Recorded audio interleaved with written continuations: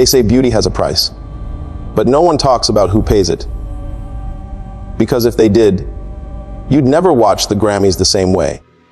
You'd never scroll past those flawless selfies without wondering, what did it take to look like that? Or worse, who did it take? They don't age, they disappear into perfection. Flawless skin, ageless eyes, like time just gave up chasing them. But it didn't. Something else caught it first. If you've ever wondered how far they'll go to stay young, hit like, share this with someone, and stay with me. Because once I showed you what I saw, there's no going back.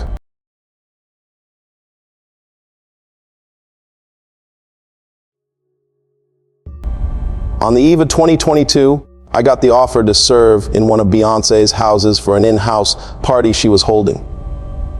For a private chef like me, it was the golden opportunity to scale my career. And so, like you can guess, I took the job. And that was the last job I would be taking for the rest of my life. It started as a temporary contract. 3 weeks.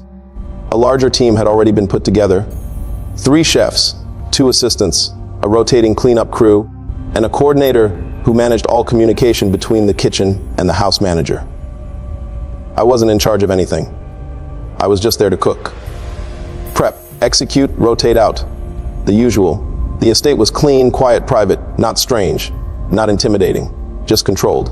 Everyone had a role. Everyone followed protocol. You came in, you worked, and you left when your shift ended. I'd done jobs like this before, just never at this level. That's what made it exciting. The access, the precision, the name attached to it all. We weren't allowed to use our phones inside. That wasn't unusual.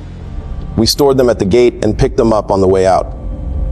Every day had a new schedule, adjusted based on the client's wellness plan. Meals were organic, strictly portioned, no processed ingredients. Mostly plant-based. Sometimes mineral broths or medical grade supplements would be included. The coordinator handled all of that. We just prepared what we were given and followed the timing.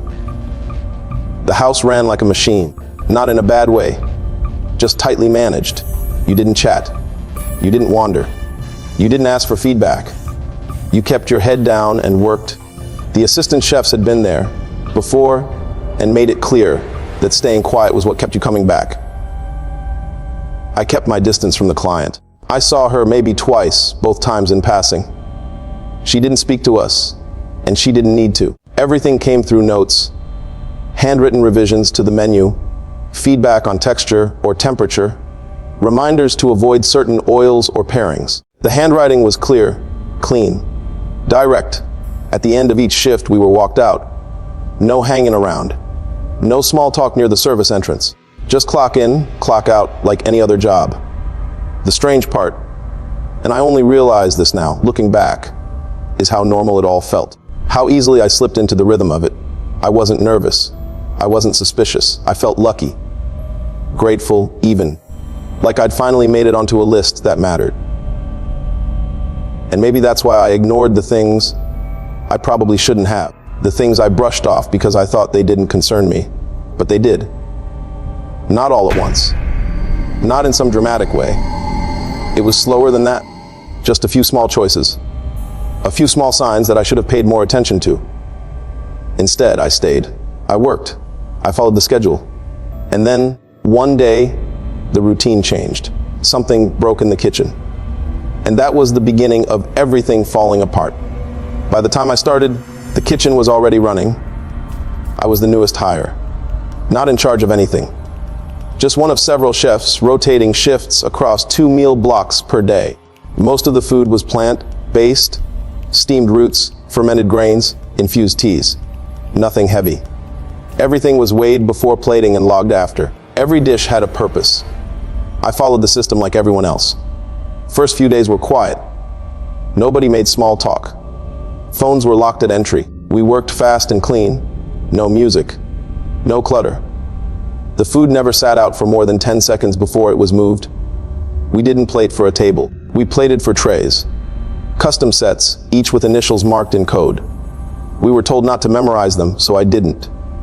The head assistant, Elise, handled all the movement beyond the kitchen. She picked up the trays and returned the empties later. always spotless. No leftover bites, no crumbs, just wiped clean. At first, I thought it was a sign of respect, that the meals were being finished, appreciated. But then I noticed the logs didn't match. We recorded everything. What we cooked, how much was plated, how much came back. One morning, I noticed a full tray had been prepped, but no return came in. I checked the waste sheet. It wasn't listed. I mentioned it to one of the other chefs, a guy named Marco, who'd been there 3 weeks longer than me. He told me not to worry about it. Some trays go elsewhere? He said, we don't log those. Elsewhere wasn't defined. He walked away before I could ask. Over the next week, I started seeing more gaps. Extra ingredients delivered that weren't on the plan, packages with blank labels, notes written in shorthand we weren't trained on. Still, everything looked clean, tasted clean. The clients never complained. Our work kept getting extended week after week. I told myself not to think about it. Then one night, Elise came in halfway through prep and asked me to pull from the backup fridge. That wasn't unusual. The main cold storage had limited space, and sometimes rotations overflowed. But that night, she was short.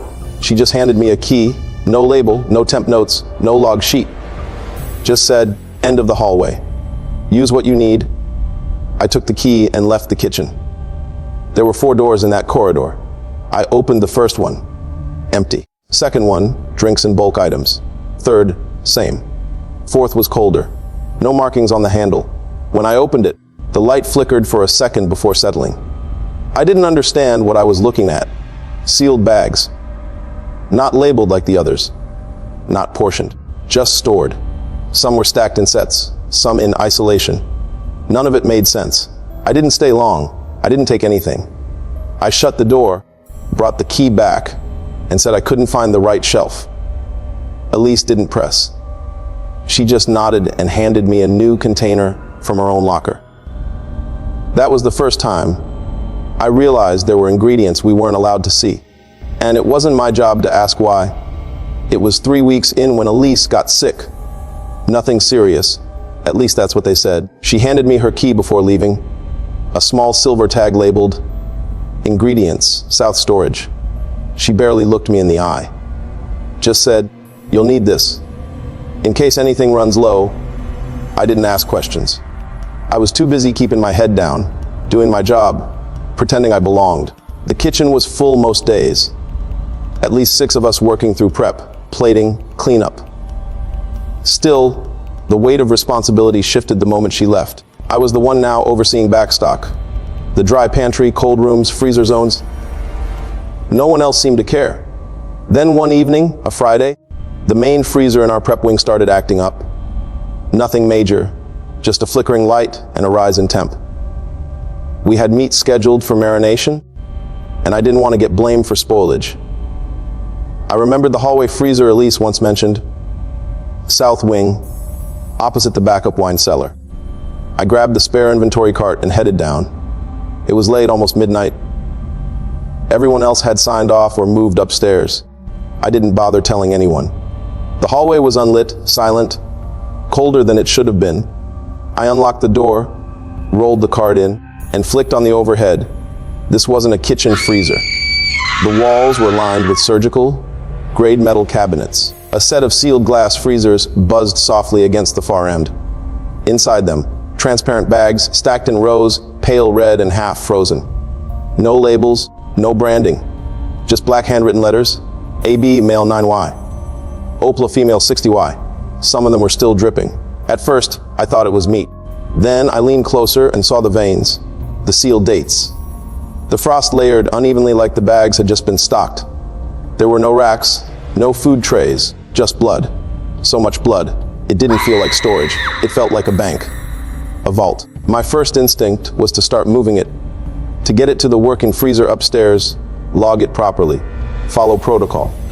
I reached in, gripped a bag to lift, and felt the cold squish against my glove. I nearly dropped it. When I held it up, the weight shifted in my hand. It wasn't just liquid. There were small clots suspended inside. Something in that bag was solid. I pressed it gently. There was a handprint. Tiny. pressed from the inside. I dropped it, backed away, slammed the glass shut without realizing it. My heart was pounding so loud, I couldn't hear the hum of the freezer anymore. I wiped my hands on my apron. They were clean, but they didn't feel clean. I told myself it had to be a mistake. Some medical storage, maybe. Something refrigerated for a guest with a rare condition. I told myself anything I could think of just to keep breathing. But I didn't tell anyone. I locked the door. I went back upstairs, and I cooked. Like nothing happened. I told myself to forget, that it wasn't my business, that I must have misunderstood what I saw. Maybe it was medical, maybe it was performance related. Big stars do weird things. I just needed to cook and keep my head down. But the kitchen felt different after that. I noticed things I hadn't before. Deliveries that didn't come through the front gate. Pale men in scrubs, unbranded uniforms, slipping in through the side entrance late at night. Long boxes. Cooler units wheeled out of vans without logos. One morning, while prepping a detox broth, I found a note on a recipe card: no garlic, no iron-rich ingredients. It was underlined twice. Another time, I overheard someone joke, "She doesn't age, she recycles." Everyone laughed, but I didn't. At first, I thought I was losing it, making things up to justify the fear. But then I started researching. Not tabloids, not gossip. Real medical studies. Whispers in scientific circles. Articles about parabiosis, young blood transfusions. Trials funded by billionaires. Wellness retreats where you don't just fast, you're infused, wired up, rejuvenated from the inside out. And then I saw the quote that cracked everything open. It's not blood we want. It's vitality. Youth is currency now. That line was from a biotech executive who'd vanished months after the interview. No follow-up, no obituary, just gone. From that moment, I couldn't look at Beyoncé's skin the same way, or the women who walked through her halls, glowing, tight-faced, forever 30. They didn't just look healthy. They looked preserved. It's not the glow of health. It's the absence of time. And now I knew why I didn't ask to be involved. But after Elise left, or got sick, or disappeared, whatever it really was, they gave me her responsibilities, quietly. No formal meeting. Just a folder with codes, schedules, and a master key I was told not to copy. The first time I opened the main freezer by myself, I swear something in me cracked. Rows of sealed bags. Deep red, frozen solid. Some were shrink, wrapped by category. A-positive, female, adolescent. Others were less clinical, marked only with strange code combinations, or initials I couldn't decipher. ZLB6YB, CHABT Blindine, no. Someone had taken the time to organize all of this. Not for research, not for donation, for use. At first I just logged it, inventory, temperatures. Rotate the older batches forward. Basic tasks like I was working with high-grade meat. But the more I handled those bags, the more I looked at them, studied the viscosity when one thawed too long, the more the truth sank in. This wasn't blood from a clinic. It wasn't even from a donor bank. These were bodies being bled and sorted like cattle, every drop cataloged and preserved like treasure. And I was keeping it cold. They'd call down sometimes, asking me to prep a tray for room 3. That meant placing 3 packs. Always from a specific age bracket, into a chrome case and handing it off at the hallway door. No one ever spoke at that door. They'd take it from my hands, nod once, and disappear. The first time I watched that happen, I threw up in the prep sink. The guilt didn't come in waves. It stayed like something sitting on my chest day and night. I'd stand there in the walk-in freezer, gloves on, staring at hundreds of bags pressed tight like bricks. And no, this is what keeps her glowing. This is the price of every compliment, every photo shoot, every post where strangers marvel at her youth. And I was helping it happen. I started sweating through my sheets at night.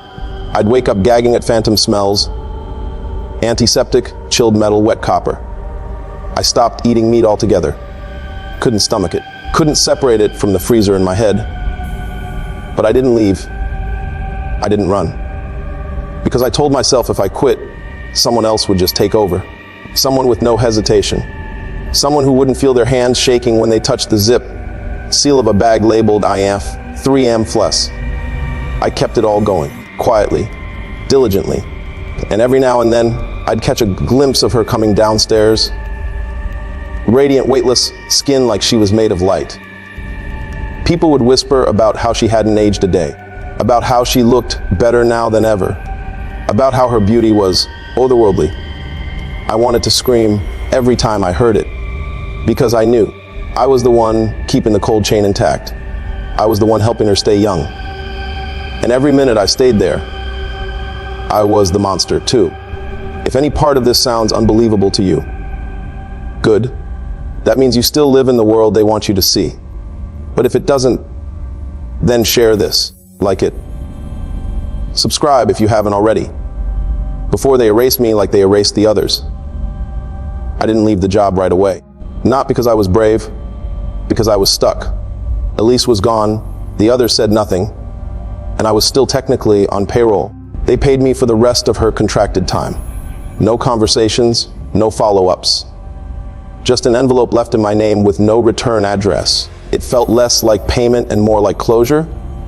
Not the good kind. The kind that quietly tells you not to come back. There were no formal threats. No one told me to be quiet. They didn't have to.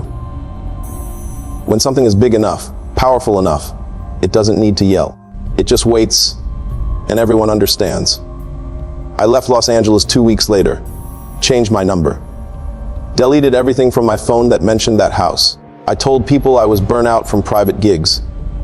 Told myself it was just work, just a freezer, just someone else's business. But it didn't feel like just anything.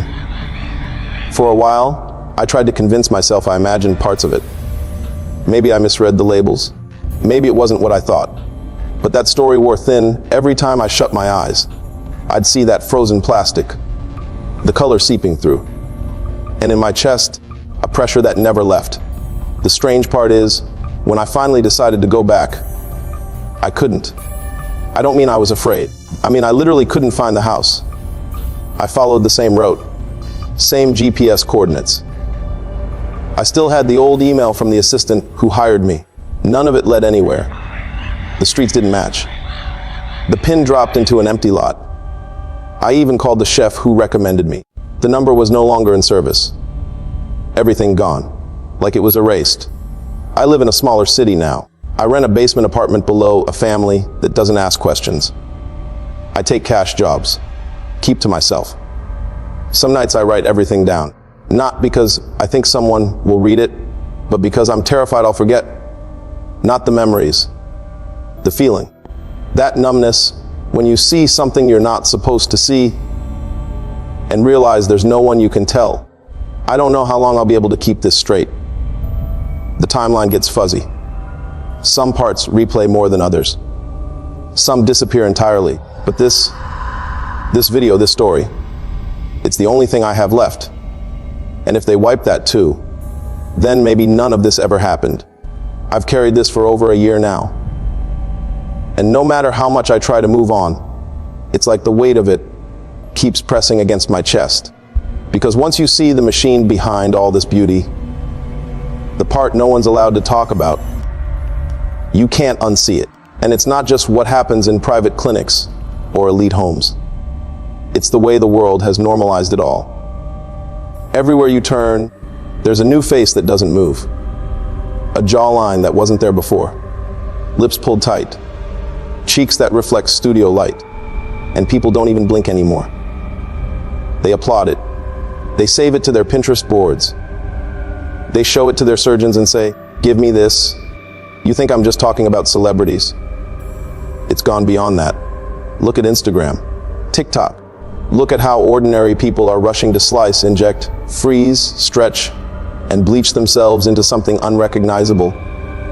Just to feel seen, just to feel enough. I was part of something darker, yes, but what scared me the most wasn't just what they were using. It was how normal it all felt in that house. There were routines, schedules, calm conversations about which blend worked better, which blood type yielded smoother texture, which extraction method was more ethical. They talked about human fluids like sommeliers talk about wine, It wasn't horror. It was habit. And outside those walls, the world fed it. The industry sold products inspired by what was happening in there. Vampire facials, plasma therapy, stem cell boosters. Half the time, the consumers didn't even know what they were putting on their skin. They just knew it worked. It made them glow. And that was enough. I became part of that system. Not just because I kept the storage cold or moved the bags from one room to another, but because I didn't speak. I didn't question. I watched it get worse, and I let it. Because deep down, a part of me still wanted to believe they were right. That beauty was worth any price. That maybe, somehow, the people behind the red carpets and billion-dollar brands had found the secret, and I was lucky just to be in the room. But now, I see it differently. It's not a secret. It's a sickness, and it's spreading. Before I go, let me ask you something. Have you noticed how fast beauty's changing? How every face looks the same, like they've been carved from one perfect mold? Have you ever thought of how your celebrities never seem to age at all? I mean, the world should marvel at how fast a 40-year-old can go back to look like they are in their 20s within a few months. Is that really just filters and filler? Or is it something darker? If you've ever questioned it, share this. Like this video. So the world will know that your favorite celebrities are no longer in the BBL world. They've moved higher to a darker routine. And if you ever want to get more truths like this, subscribe, because they're not just changing faces, they're erasing people.